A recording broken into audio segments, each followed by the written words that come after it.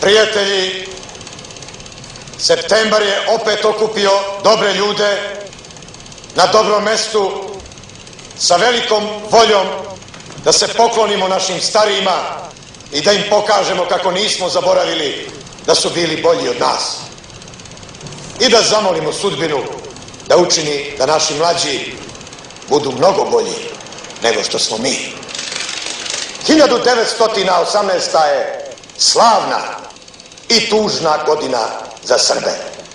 Od svih živih muškaraca 914. polovine ih nije dočekala 918.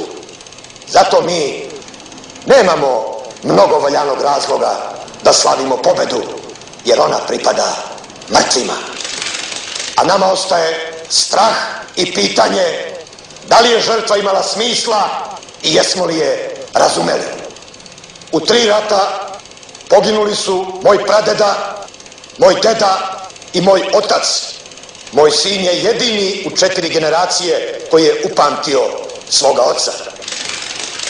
Poštujući snagu, sirovu silu zla, oni su nas, svoje mlađe, naučili da imamo pravo da se borimo i da u toj borbi koristimo sva sredstva.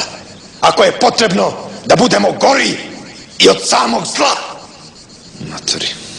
Samo tako ćemo u vremenu koje dolazi izbeći da umjesto novih temelja za kuće ponovo kopamo vlastite grobove. Ja se izvinjavam, ovo nije stav naše delegacije, on je privatno lice. Svi ste vi privatna lica. Mi moramo da opstanemo. Mi moramo da projektujemo svoju budućnost. Tek onda će istorija shvatiti da smo rešili da se sačuvamo. I jednom za uvek dići ruke od nas.